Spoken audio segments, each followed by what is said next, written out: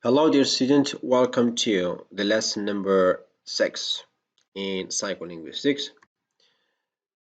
This lesson is going to be about what is called baby talk, caretaker speech, caregiver language, infant directed speech, uh, IDS, child directed speech, CDS, and so it has many names, but it refers to the same thing.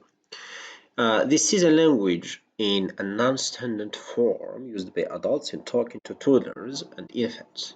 In other words, caregiver language could be described as a universally understood kind of language, which is fashioned for an efficient communication between adults and infants. So basically, it's non-standard form of language. It is used by adults, okay, to communicate with infants, okay, and toddlers.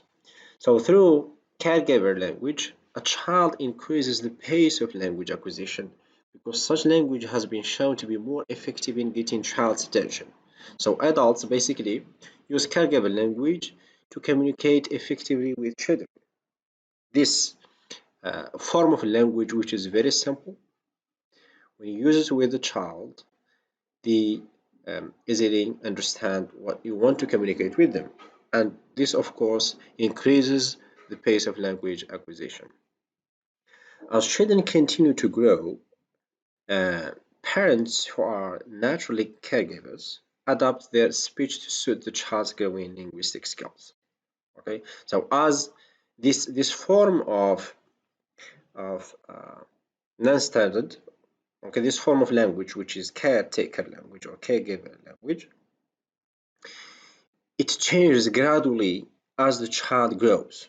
Okay, so as the child grows, their parents or their caretakers suit or adapt their caregiver language to suit their children, okay, as they grow.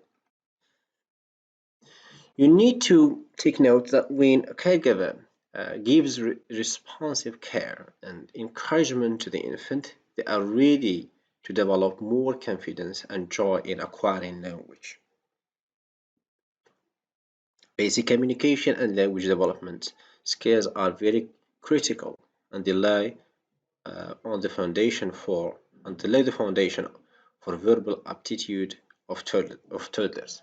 Okay, so um, basically, when you use this caregiver taken language, and you encourage the infants to speak, okay, to communicate, this gives confidence and joy to children to become healthy, happy, to communicate with you. Okay, Nicholas 2001 reports that the average child from a family of professionals learn about 11 million words per year. A child from a working class family hears 6 million words per year, and a child from a family receiving welfare benefits hears 3 million words per year. As you can see from professionals, family of professionals, that is, they are always with children, they help them, they know what to do to help the children communicate. That's why the pace of language acquisition is higher. Okay, so they learn uh, 11 million words. Working class family, uh, because the families are always working, not always with their kids, so they only learn 6 million, and um, so forth. So if we see again, children from family receiving welfare benefits, here's only 3 million words per year. The implication here is that the caregiver language of the last set has suffered a deficit, which will take those children a long time to regain. Sometimes the gap is so wide that it is less likely for these children to ever catch up with their mother, with their more advantageous peers. Okay, uh, Carly, Carly 2005 emphasizes that caregivers should model effective interactions and practice basic communication skills. Notice, comment, and invite. You should notice what the child is interested in, comment on the object or activity of interest, and invite the children to think and talk about it. So if a caregiver or if a caregiver, yes, knows how to communicate with the children, how to invite them to talk, how to encourage them to talk, comment whenever they talk. This would, of course, help children to acquire language fast. When the caregiver demonstrates such an engaging interest in what appeals to the child finds learning to be fun. Children like to communicate, okay, and they find it fun. So this encourages them to learn. We therefore realize that caregivers' language provides children with clues, okay, needed. So this 20 is just a mistake. You can ignore it. Okay, the caregivers' language provides children with the clues needed to help them develop their own language skills. Through child-directed speech (CDS), children are given the linguistic tools to help them identify sounds, syllables, and family words and sentences.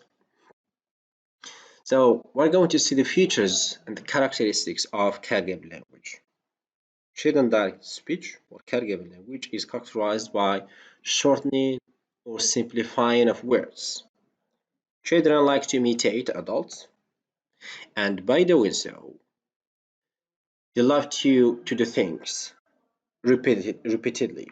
Okay, again, 20,000 or 20 reports that children begin to uh, produce familiar sounds of their social environment during language acquisition.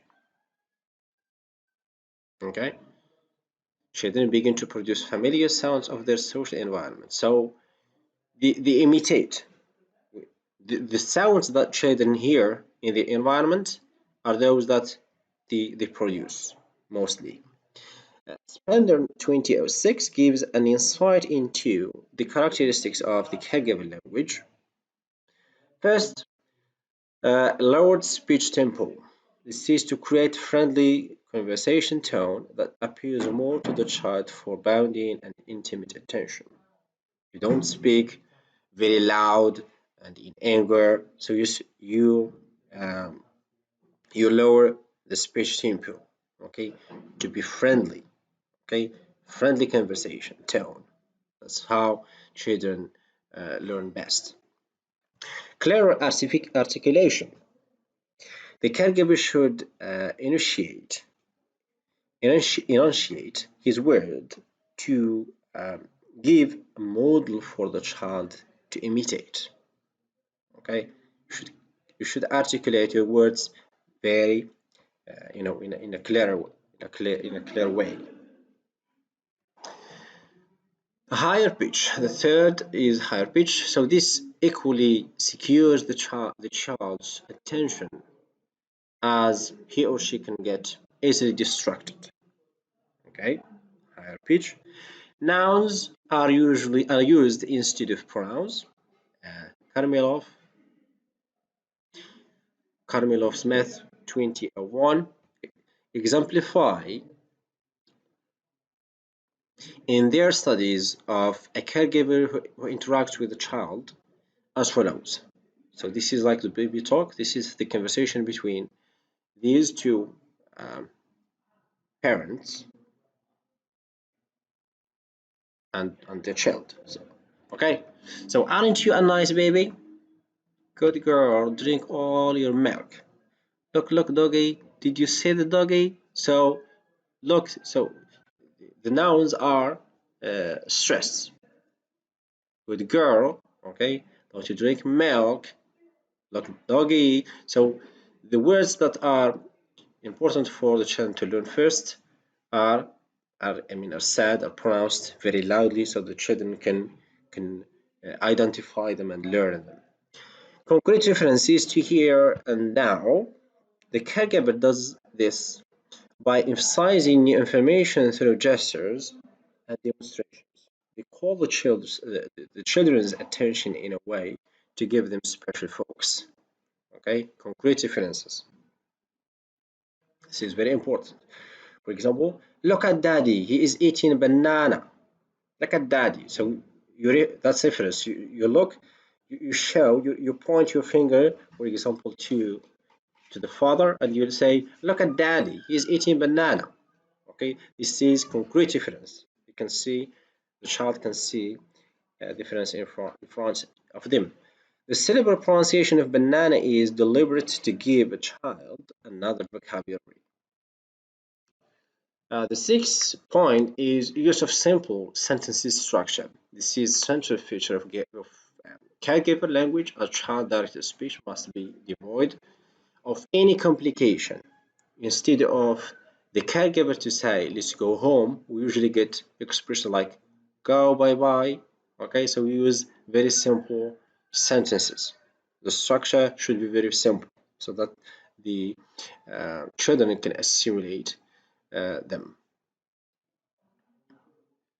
Spender, Spinader 2006 describes some features of caregiver language from on word stage to sentence level.